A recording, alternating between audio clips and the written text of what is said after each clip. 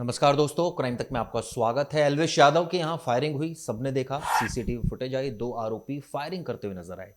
Gurugram police पर सवाल खड़े हो गए। ये कोई पहली मर्तबा नहीं है जब एल्विश यादव विवादों में है।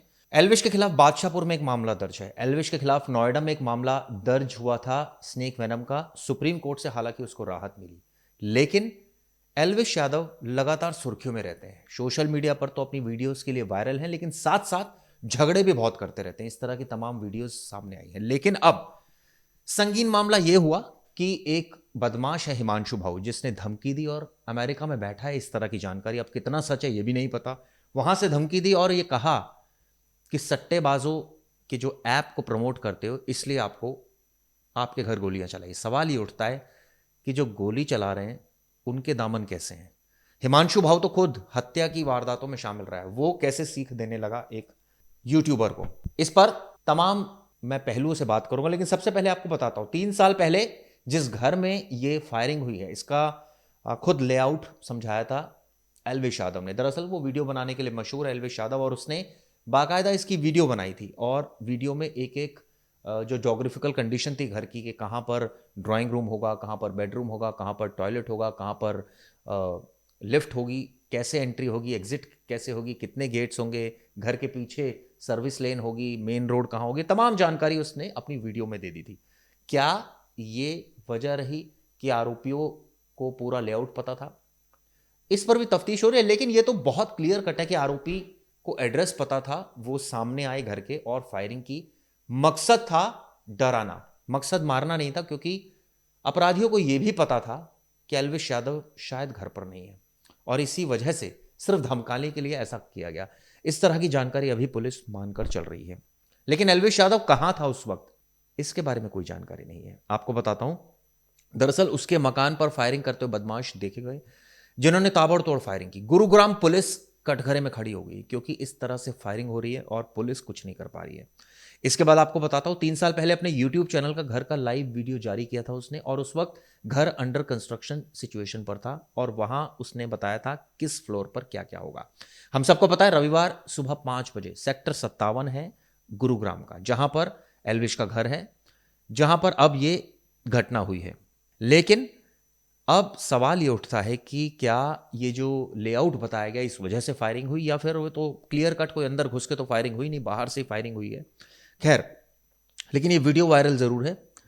ये भी पता चला है कि घर के वक्त जब ये पूरी फायरिंग की वारदात हुई, घर पर मौजूद नहीं थे। ये भी पता है कि उनकी मां सुषमा यादव है, पिता राम अवतार यादव और केयर टेकर घर पर थी। इस तरह की जानकारी निकलकर सामने आ रही है। फायरिंग का पता चलते ही गुरुग्राम की पुलिस की तमाम टीमें पहुंच गई। जानकारी इकट्ठी की जा रही है। ये पता किया जा रहा है ये जो खोखे हैं किस हथियार से चले होंगे।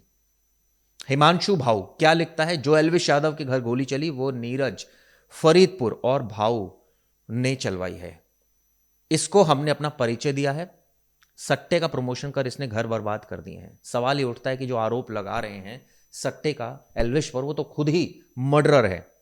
आपको बता दें कि इस पूरे मामले में एक चौंकाने वाली बात भी सामने आई। वो क्या है, वो भी बड़ी है कि पिछले 3 केसेस फायरिंग केसेस में सोशल मीडिया पर जो जिम्मेदारी ली गई है, उसमें एक कॉमन नाम दिख रहा है।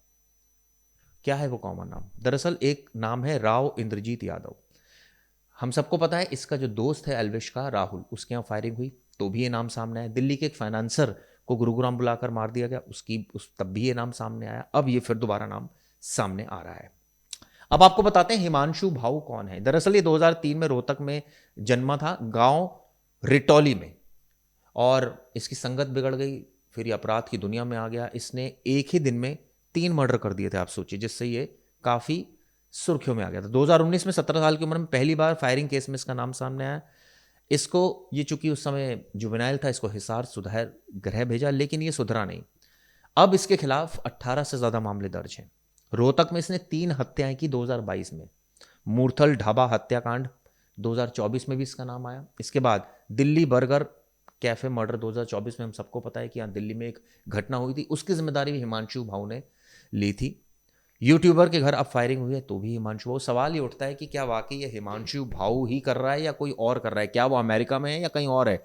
क्या उसके नाम पर कोई और पर्ची फाड़ रहा है? ये भी सोचने वाली बात है। लेकिन सवाल ये उठता है कि जो उसके साथ बदमाश हैं वो कौन है, नीरज कौन है, और जो दूसरे बदमाश हैं उसको लेकर भी कई सवाल उठ रहे हैं। लेकिन ये विदेश कैसे भाग गया भाव, इसको लेकर भी सवाल है। दिल्ली पुलिस ने इनाम इसके ऊपर घोषित किया है, हरियाणा पुलिस ने भी किया है, लेकिन ये आसानी से विदेश में कहीं है। ऐसा कहा जाता है शायद अमेरिका में है। अब कई सवाल खड़े हो गए। जैसे मैंने आपको बताया कि ये जो वीडियो है कई सवाल खड़े करती है। फायरिंग के पीछे मकसद क्या था, क्या वाकई डराना मकसद था, मारना मकसद था? लेकिन जहां तक अभी तक समझ में आ रहा है डराना मकसद लग रहा है, क्योंकि अगर मारना मकसद होता तो घर के बाहर फायरिंग क्यों करते और इंतजार किया जाता एल्विश के आने का, लेकिन ऐसा नहीं था। खैर, हर एक एंगल से पुलिस इन्वेस्टिगेशन कर रही है, लेकिन शुरुआती तौर पर पुलिस यही मानकर चल रही है कि डराना मकसद हो सकता है। आपको और बता दूं, हिमांशु भाऊ के कारस्तानिया, जैसे मैंने आपको बताया 22 साल की उम्र में ही अपराध यानी जराइम की दुनिया में आ गया था। ये 18 केस दर्ज है। लॉरेंस बिश्नोई का कट्टर दुश्मन है। क्यों लॉरेंस से ऐसी दुश्मनी है, ये भी आपको आने वाले वक्त में पता चलेगा। गुजरात की जेल में बंद लॉरेंस इस वक्त अपने गैंग के बजाय जराइम की दुनिया का सबसे चर्चित नाम है, हम सबको पता है। इसने 24 घंटे में 3 हत्याएं की थी, और वो भी रोहतक में।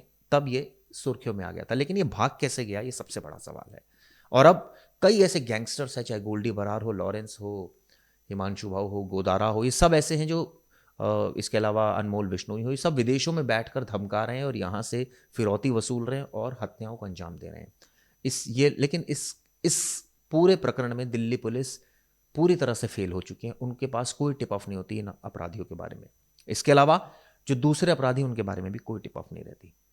खैर, अब देखना होगा इस मामले में आने वाले दिनों में क्या इस पर नकेल कसी जाती है। इसके खासम खास गुर्गे बताता हूं कौन है। काला खरमपुर, नीरज फरीदपुर और सौरभ, क्या ये भारत में ही है? ऐसा कहा जा रहा है ये छिपे हुए हैं और इन्होंने भी इस घटना को अंजाम दिया। नीरज का खासकर नाम सामने आ रहा है। लेकिन सवाल कही है, हरियाणा पुलिस से भी दिल्ली पुलिस संपर्क कर रही है। हरियाणा, इसके अलावा दिल्ली पुलिस से भी संपर्क कर रही है हरियाणा पुलिस। कई सारी चीजें अभी इसमें हैं जो अंडर इन्वेस्टिगेशन है। लेकिन इस घटना ने कई सवाल खड़े कर दिए। सवाल नंबर 1, डराना मकसद था, ये बहुत क्लियर कट है। एल्विश टारगेट नहीं था, उसका घर टारगेट था। उसको डरा दिया गया कि भैया पीछे हो जा।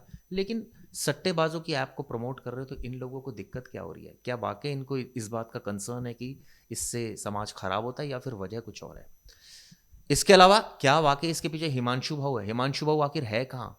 क्यों पुलिस उस पर नकेल नहीं कस पा रही है? ऐसे कई सवाल है जो आने वाले वक्त में पुलिस से पूछे जाएंगे। पुलिस से तब पूछे जाएंगे जब ये मामला चलता रहेगा, क्योंकि आए दिन हम देखते हैं कि कोई और मामला आ जाता है तो सवाल पूछना पत्रकार लोग बंद कर देते हैं। खैर, उम्मीद यही है कि मैं इस खबर को लगातार फॉलो करूंगा और आपको जो तह तक है वो लेकर जाऊंगा। फिलहाल इस वीडियो में इतना ही। ये आपको वीडियो कैसे लगी बताइएगा। हिमांशु भाऊ से लेकर मैंने एल्विश के केसेस के बारे में आपको बताया। जब बादशाहपुर में उसके खिलाफ केस दर्ज हुआ था, जब नोएडा में केस दर्ज हुआ था, नोएडा के केस में तो हमने बहुत डिटेल में इन्वेस्टिगेशन करके आपको बताया था किस तरह से उसको घसीटा गया इस केस में।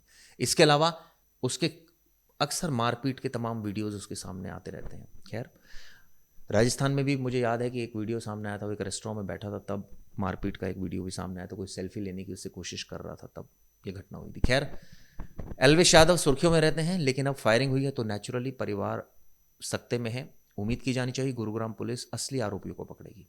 धन्यवाद।